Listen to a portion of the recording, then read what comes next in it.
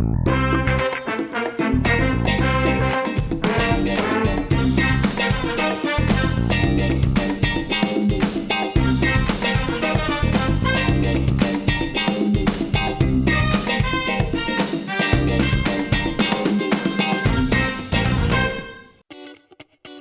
kasih menyaksikan kami di saluran berita RTM My Preview 1, 2, 3. Assalamualaikum warahmatullahi wabarakatuh. Saya Faiz Azlan. Salam sejahtera bersama dengan saya dalam Bual Konti malam ini, minggu ini.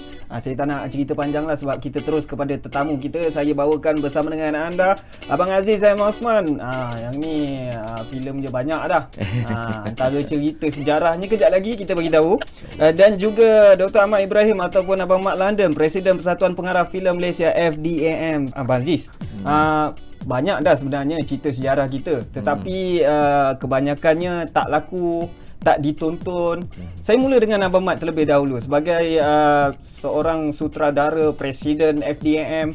Cerita sejarah banyak kita bang, tapi kenapa susah sangat nak ditonton dekat Malaysia ni? Adakah sebab idea dia sendiri dalam filem ataupun penonton sendiri yang memilih nak tengok cerita apa? Sebenarnya kedua-dua salah. Yang salahnya TV station. TV station tak pernah mengeluarkan arahan untuk mengeluarkan sebuah filem yang bercorak epik ataupun sejarah. Kalau dikeluarkan di dalam apa juga proposal dan pitching, insya-Allah kita semua bersedia. Semua penonton dan juga pengarah rasa kempunan kenapa filem sejarah tidak disiarkan di TV station. Sebab TV station tidak pernah menawarkan cerita-cerita sedemikian. Pertama. Yang kedua, harga sebuah epik atau cerita sejarah tu agak tinggi. Bayaran anda mestilah ditawarkan lebih kurang dalam 30 ke 50% lebih tinggi daripada tawaran yang sedia ada. Itu baru boleh kesanggupan kita untuk membuat cerita epik.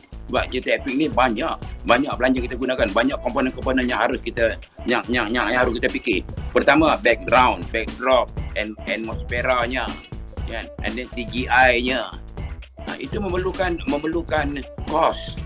Jadi kalau dah kos dia bayarnya seperti sebuah drama biasa, dia kata memang tidak akan mencapai cerita-cerita sejarah yang kita kendaki. Macam mana kita nak panggil pimpinan? Pimpinan insya-Allah pimpinan memang sangat-sangat berminat. Mereka dah jemulah melihat drama-drama yang sedia ada ni. Abang Aziz, sutradara yang penuh karakter humor kalau daripada filem-filemnya lah, dengan senario Union Raya ni kan. Lepas tu ceritanya kalau dulu pernah buat Lieutenant Adnan, bagaimana tercetusnya nak buat cerita sejarah filem Lieutenant Adnan tahun 2000 bang kan?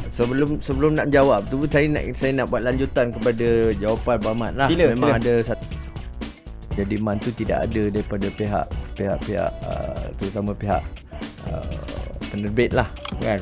Pasal kalau bercakap tentang pengarah, idea memang banyak, tapi yang keluarkan duit tu sama ada stesen TV ataupun penerbit yang mengeluarkan dana kan. Dan tentunya apabila kita menyentuh tentang terutama tentang filem cereka, tak kira lah kita tu cerita fiction ataupun non-fiction kan, sejarah ataupun cerita rekaan, format cerita tu perlu ada empathy, perlu ada orang baik, perlu ada orang jahat kan, ada konflik di kat situ. Jadi apabila kita nak membuat sebuah filem sejarah untuk format feature film ataupun format cereka kan, salahnya sekarang ni kalau kita sentuh sejarah, kita akan sentuh mengenai orang yang pernah hidup, betul kan, dan konflik orang yang pernah hidup ni perlu berdepan dengan orang jahat yang pernah hidup, yang mungkin saudara mara dia masih ada, masih wujud. Jadi kalau kita nak buat cerita orang baik lawan orang jahat yang masih orang kata yang pernah wujud, ada pula nanti dilemanya kita nak kena berjawab dengan saudara mara dia, apa semua kata sensitif tentang itu salah satu dilema yang dihadapi oleh pembikin filem tempatan, yang mana kita ni terlalu amat sensitif dengan itu. Kalau kita tak boleh sentuh lah, macam saudara mara kita kalau macam mana jahat ke macam dia buat kita tak boleh nak sebut kan. Betul. Itu dilema kita. Itu. Jadi berbalik kepada cerita Lieutenant Adnan, macam mana rasanya terbukul Mula-mula di memang hati tu? pada awalnya apabila saya ditawarkan untuk menggarapkan filem Lieutenant Adnan, saya tolak sebenarnya. Okey. Saya tolak kerana bagi saya ketika itu masih muda dan saya belum sedia untuk nak buat cerita hero saya kat situ. Kerana dari segi mental tu saya perlu bersedia untuk memaparkan sebuah kisah pahlawan kita kat sini. Tapi apabila saya dicabar, apabila pihak penerbit mengatakan kalau saya tak sanggup nak buat, mereka akan menawarkan pengarah daripada luar, untuk luar daripada Malaysia tau, untuk mengarahkan filem ni. Maka itu saya terima kerana saya tak sanggup cerita hero saya diceritakan oleh orang luar, kan. Saya terima dengan rasa tanggungjawab, kan. Cuma masalahnya itulah dilema saya, apabila kita buat feature film, kita perlu ada cerita, jalan cerita yang ada gerak garap dia, kan. Betul. Ada orang baik, ada orang jahat, kan. Dan dilema saya ketika buat Lieutenant Adnan, apabila saya buat research, detik yang paling menarik dalam masa 2 jam tu, kita nak bercerita yang paling menarik, saya nak ceritakan tentang perjuangan Lieutenant Adnan bersama platoon di 6 bukit terakhir sebelum itu. Kerana di situ ada orang kata betul-betul empathy, di mana dia betul-betul menjaga anak buah dia. Anak buah dia. Jadi pengorbanan Lieutenant Adnan menyuruh anak-anak buah dia berundur dulu ketika itu dapat dirasai. Betul. Di detik-detik terakhir. Malang sekali saya diminta untuk membuat autobiografi Lieutenant Adnan daripada dia masih kecil hingga bersunat. Dekat situ, kan. Dalam masa 2 jam. Saya kata susah kita nak dapatkan empati penonton kalau kita nak ceritakan kisah seumur hidup Lieutenant Adnan daripada dia kecil sampai dia terkorban dalam di Bukit Candu dalam masa 2 jam. Tak cukup kat situ. Jadi saya rasa detik yang peak sangat dalam Lieutenant Adnan itulah yang masa 2 jam tu kita boleh ceritakan betapa orang kata heroiknya Lieutenant Adnan memperjuangkan hak dia dan memperjuangkan bukan saja dia sebagai orang kata pahlawan negara, dia juga sebagai abang yang baik, ketua yang baik, menjaga anak-anak buah dia.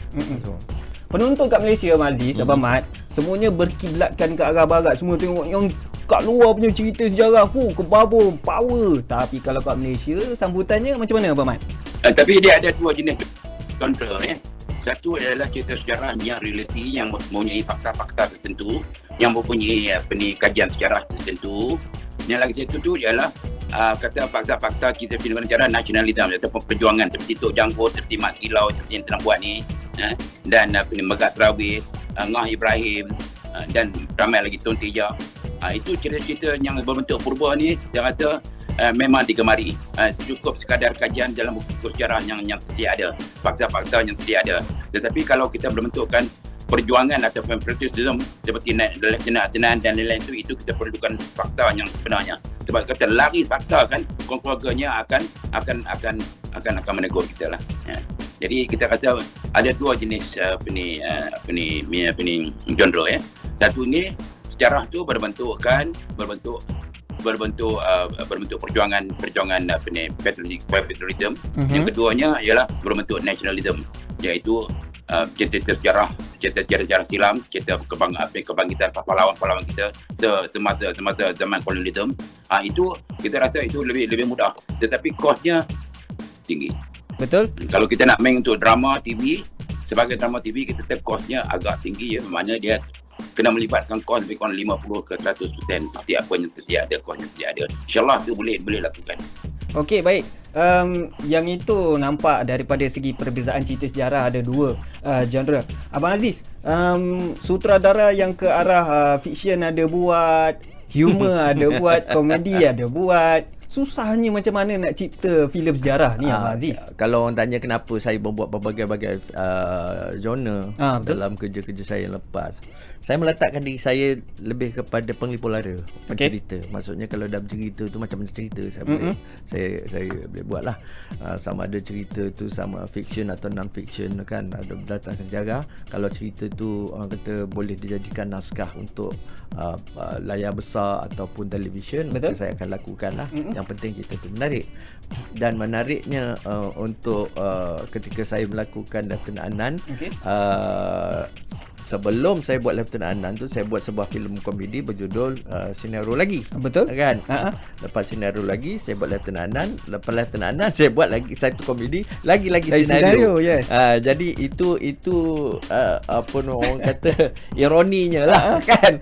Tengah-tengah sebuah filem yang dua-dua box office ni, berat ada tu. filem kan, filem yang berat, tanggungjawab. Bagi saya tu tanggungjawab saya. Kalau nak cerita tu wala macam tu, cuma seksanya nak buat Lieutenant Adnan, bukan kata seksa dari segi fizikal, dari segi mental. Ini satu tanggungjawab yang besar apabila saya pasal sejarah untuk nak membuat filem Lieutenant Adnan. Dia bermula bukan baru daripada tahun 50-an, daripada Sudut Jalan Ampas. Apabila pihak Shaw Brothers nak membuat Lieutenant Adnan, tetapi dihalang oleh keluarga arwah Lieutenant Adnan, maka mereka buatlah Sarjan Hassan. Kan? Apabila kemudian tu KT Chris pun nak buat, tapi tak jadi, dihalang. Sabah Filem pun nak buat. Betul. Sabah Filem dah siap buat prop. Itu yang Datuk M. Borhan beritahu, dah siap buat prop. Semua untuk tinggal nak shoot je. Tinggal nak shoot. Tapi dihalang, maka dengan prop-prop tu dia ditukar, dia buat filem Mak Saleh Pahlawan Sabah. Prop-prop itu adalah flop untuk Lieutenant Adnan sebenarnya kan. Jadi saya cukup bernasib baik apabila diberi rezeki untuk menggarap filem yang selama ini orang nak buat. Maka itu tanggungjawab besar. Terpaksalah saya secara mental saya kena buat crash course yang mendalam lah kan. Kan, alhamdulillah diberi kerjasama yang sangat-sangat padu daripada pihak tentera. Alhamdulillah. Tentera darat. Maka jadilah Lieutenant Adnan. Betul. Walaupun tidak seperti apa yang saya harapkan, tapi saya tetap berbangga dengan hasilnya. Seronok nak buat lagi? Cerita perang macam itu saya akan fikir banyak kali lah. Tapi ada naskah-naskah filem sejarah yang insya-Allah akan saya garapkan di masa akan datang. Kerana saya rasa tanggungjawab saya untuk nak membuat filem-filem yang begitulah. Seperti Abang Mat sebut tadi kan, Tun Fatimah, itu yang saya akan sentuh. Kerana Tun Fatimah ni merupakan induk kepada sistem monarki kita. Betul. Kat sini kan. Jadi menariknya cerita Tun Fatimah, itu yang saya kata elemen ambil menariknya. Kerana apabila kita nak buat naskah tu dalam bentuk filem cerita, kita perlu ada ciri kemanusiaan yang nak kita paparkan. Itu yang membuat filem Hollywood berjaya. Dia walau macam mana cerita tu, cerita perang ke, cerita apa ke, cerita elemen kemanusiaan itu ada. Cerita Tun Fatimah tu dia berkahwin dengan pembunuh keluarga dia, iaitu Sultan Mahmud. Betul. Jadi macam manakah itu yang orang nak tahu, macam mana seorang yang pernah keluarganya dipupuskan oleh Sultan ni, dia berkahwin pula. Apakah agenda dia? Itu yang nak saya ceritakan. Yang kejap lagi kita simpan dulu, InsyaAllah. Banyak lagi yang kita nak korek ni dengan Abang Aziz, dengan Abang Mat. Macam-macam cerita. Nampak filem baru nak keluar ni, nampak gaya ni. InsyaAllah. Baik, kita berehat seketika. Jangan ke mana-mana. Kembali lagi selepas ni dalam Wal Konti. Hello semua, sekarang Sahih berada di Royal Selangor Visitor Center. Jadi kalau anda nak tahu apa ada di dalam, Sahih boleh bagi tahu sedikit terlebih dahulu. Di sini ada museum, ada kafe dan juga ada kilang di mana barangan timah diperbuat untuk jadikan hiasan dan juga arca-arca yang menarik. Jadi kalau anda dah bersedia, jom kita masuk ke dalam. Hai, selamat datang Encik Sahil. Welcome to Selangor Visitor Center. Selamat datang. So dekat pusat lawatan ini, saya akan bawa Encik Sahil untuk melawat kita punya sejarah museum lah. So saya akan bawa Encik Sahil mengimbau kembali sejarah pada tahun 1885. Lepas tu kita akan tengok barangan antik dibuat daripada pewter. Sejarah dia bermula daripada Encik Yong Kun yang berlayar daripada Shantou, China ke Kuala Lumpur pada tahun 1885. Okey, lebih kurang 4 tahun ratus yang dulu, lebih kurang 17 ke 19 century, kita guna animal biji timah yang tulen, diproses menjadi animal form lah, binatang crocodile, elephant dengan tortoise lah.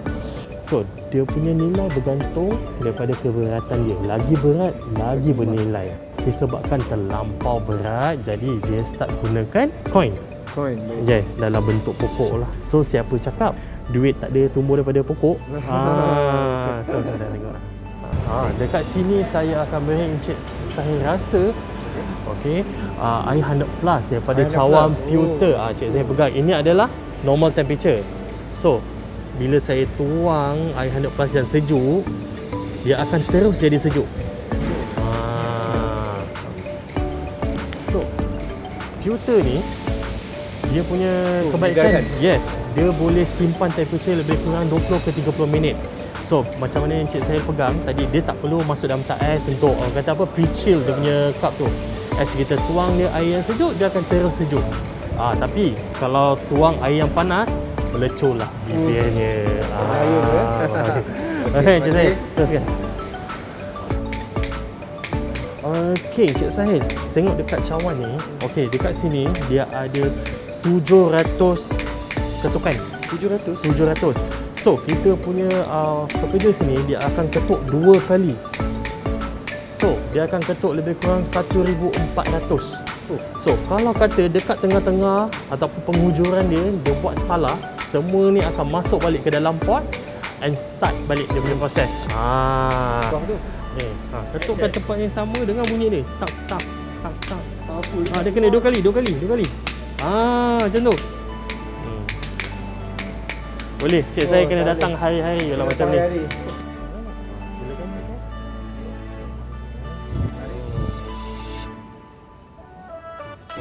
Pakai hammer yang besi, ketuk 2 kali saja. 1, 2. 2 kali. Kalau ketuk kuat, dia akan jadi lubang.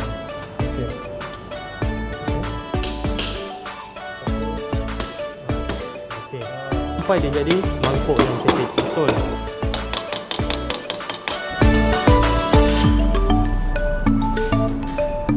Alright, so untuk kerja keras Cik Sahil, saya hadiahkan sertifikat lah untuk Cik Sahil. Okey, terima kasih Cik Azri. Sama. Bagi mereka yang ada kelapangan di luar sana, boleh datang di sini untuk mencuba buat sendiri filter anda.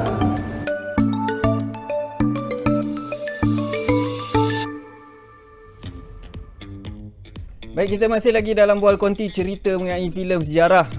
Nak cerita laku ke tak laku ke, bagaimana pandangan daripada Presiden FDM kita dan juga sutradara yang penuh dengan cerita dengan humor, lepas tu fiction, beralih pula tanggungjawab. Yang tanggungjawab tu yang kita nak tekankan tu, sebagai anak seni. Lagi-lagi cerita orang kita, siapa lagi kalau tak buat selain daripada kita kan. Bersama Dr. Ahmad Ibrahim ataupun Abang Mat London, Presiden Persatuan Pengarah Filem Malaysia FDM, dan juga Abang Aziz M. Osman, pengarah filem. Beratus filem dah.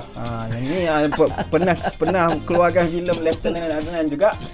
Abang Mat, kita sebenarnya tak lokek dengan pengalaman, kaya dengan pengalaman sutradara kita ni. Tetapi dalam masa yang sama, bagaimana kita nak menerapkan unsur-unsur patriotik supaya mereka sebenarnya nak mengarahkan cerita patriotik ni untuk masa depan. Patriotik je berbentuk prasejarah ni, saya kata ramai yang berkemampuan, ramai yang ada kepinginan untuk mengarah. Ramai. Seperti juga saudara Aziz dan kawan-kawan kita yang lain kan. Tetapi itulah yang saya kata tadi, pertama ialah faktor sejarah, faktor cerita itu. Sebab itu seperti tadi Aziz dah mengatakan bahawa ada nilai moral di dalam itu dah dimestikan, ya. Dan skrip mestilah membuat satu kajian yang mendalam. Kajian yang mendalam iaitu kajian pra-pelajarah.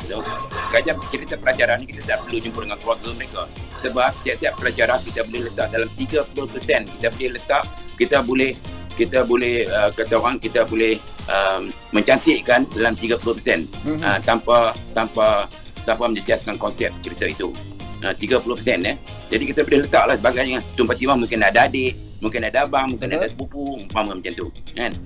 Dan sebagainya. Walaupun dalam sejarahnya dia tidak ada sepupu, tapi kita boleh letakkan sepupu untuk mencantik, mengindah, untuk mengkaya, untuk menggayakan cerita itu. Jadi pengharapan dia lebih berbentuk realistik, ya. Dan sebab dia mesti ada dua elemen penting, iaitu pertama believable dan logical. Itu saja. Elemen ni sangat penting kepada cerita dekat prasejarah. Dan sejarah juga tu mestilah apa orang kata derive from buku-buku mana-mana, buku penulisan mana-mana, siapa yang menulis. Itu saja. Yang lain tu kita boleh tukar tambah, mencantikkan sebuah filem itu. Apapun kita cerita, sama ada prasejarah ataupun cerita sejarah ataupun film, kosnya Kita ada cerita, tapi kosnya terlalu tinggi. Betul. Kita nak memerlukan CGI, memerlukan AR, memerlukan banyak lagi benda-benda yang lain. Tentang atmosfera tu kita kata kita boleh jugalah kita lakukan di luar-luar kampung, di gunung ganang, di tempat-tempat yang cantik. Tapi ada kalanya kita memerlukan color correction dan lain-lain lagi, technical correction. Banyak benda-benda teknikal yang kita harus laksanakan. Sebab itu kosnya kita rasa memang di luar kotak pemikiran kita lah. Abang Mat cerita Ini yang mengenai menyebabkan kos, halangan sebenarnya dan juga kita sendiri. tak boleh ke jalinkan dengan kerjasama dengan syarikat besar untuk kita menghasilkan sebuah filem bersejarah yang bermutu sebenarnya, Abang Mat? Boleh. Di luar negara pun ada juga kan? GLC ataupun syarikat besarnya datang. Atau umpamanya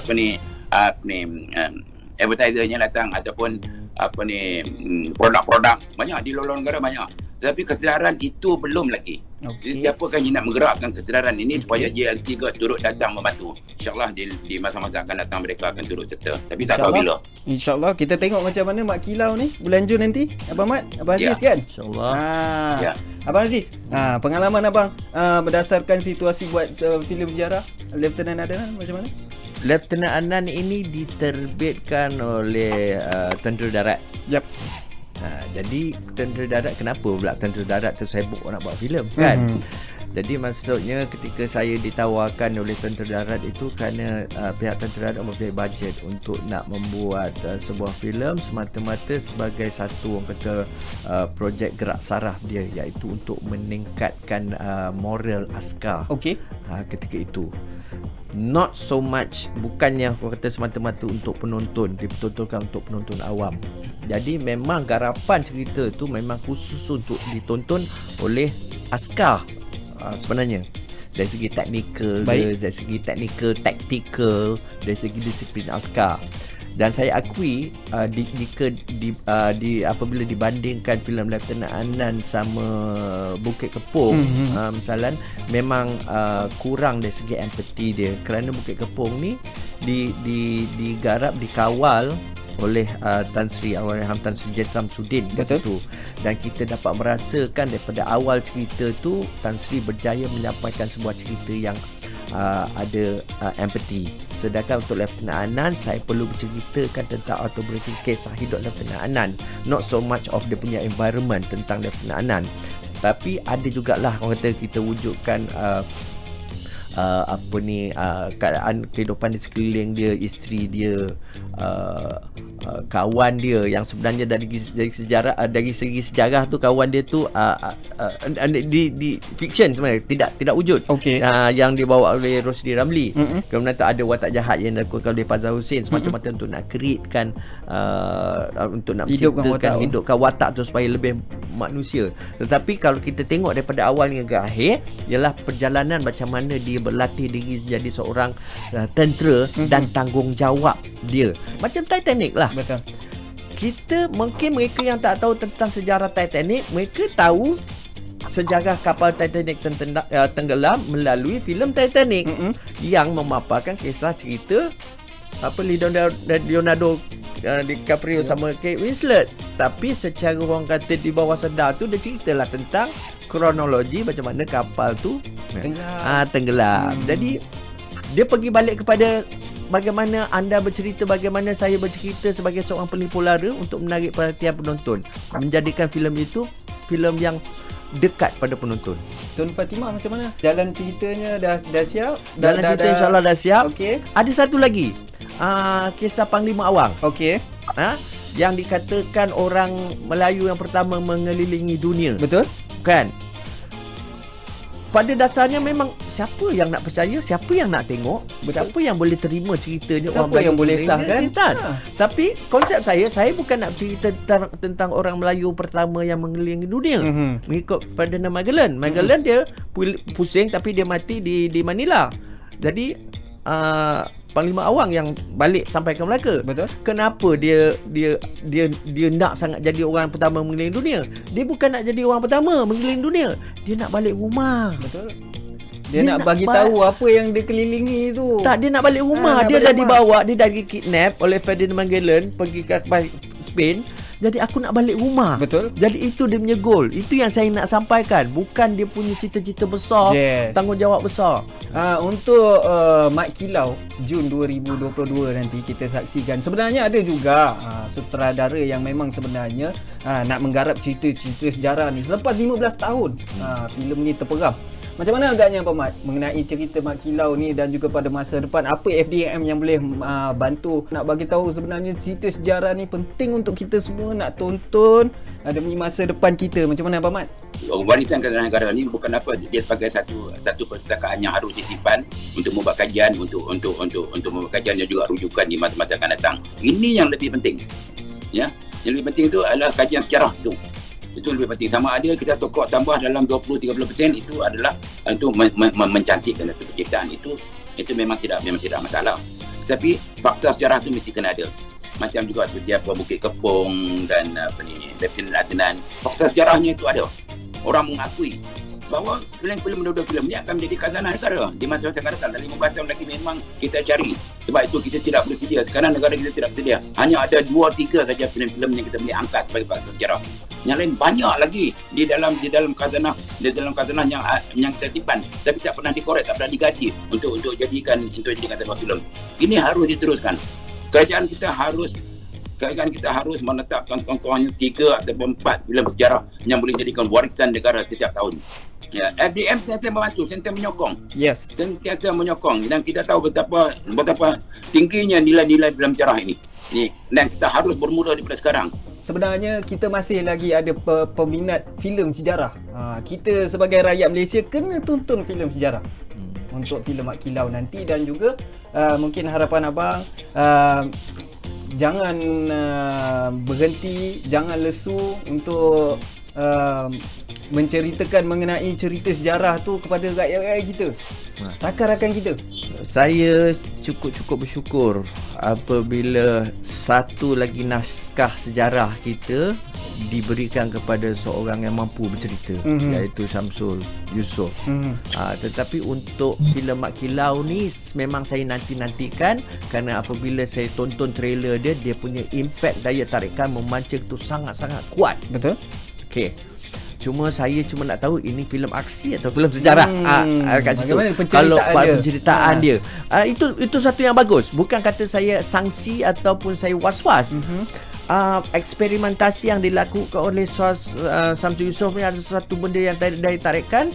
Benda tu jadi tak jadi belakang kira. Tapi daya tarikan untuk saya menonton filem tu, sama ada saya seorang ahli sejarah atau peminat filem aksi, dua-dua ni kan penonton yang berlainan. Ada penonton yang minat cerita sejarah pula, dia minat Lieutenant Adnan. Betul. Minat Lieutenant Adnan. Ada yang minat orang kata yang drama, dia minat Bukit Kepong. Betul. Kan? Tapi ini dalam dua-dua genre ni mereka dua-dua nak tengok Mat Kilau kat sini. Kemudian tu lepas dah menonton filem tu nak menilai filem tu macam mana, apa genre ke mana pergi berjaya, kita tonton dulu. Betul. Kita tonton dulu. Banyak lagi sebenarnya yang boleh dipaparkan oleh semua penerbit kita, tetapi dalam masa yang sama kita juga penonton kena sama-sama support juga filem kita. Tak kira filem apa pun kat Malaysia ni, yang penting kita support, kita sokong, kita tengok di pawagam filem Malaysia. Terima kasih banyak-banyak Abang Aziz Saiful Osman, sutradara filem, ceritanya best-best. Alhamdulillah, terima kasih. Dan juga Dr. Ahmad Ibrahim ataupun Abang Mat London, Presiden Persatuan Pengarah Filem Malaysia FDM. Terima kasih banyak-banyak kepada dua-dua panel kita pada malam ni. Ceritanya banyak sejarahnya, nampak? Berliku-liku, tetapi dalam masa yang sama dapat memberikan inspirasi kepada kita semua, dan sudah semestinya kita sendiri pastikan kita sokong filem Malaysia. Kalau bukan kita, siapa lagi? Sampai kita jumpa lagi minggu hadapan dalam Bual Konti, bukan sembang biasa, menjentik masyarakat. Assalamualaikum warahmatullahi wabarakatuh. Selamat malam. Waalaikumsalam.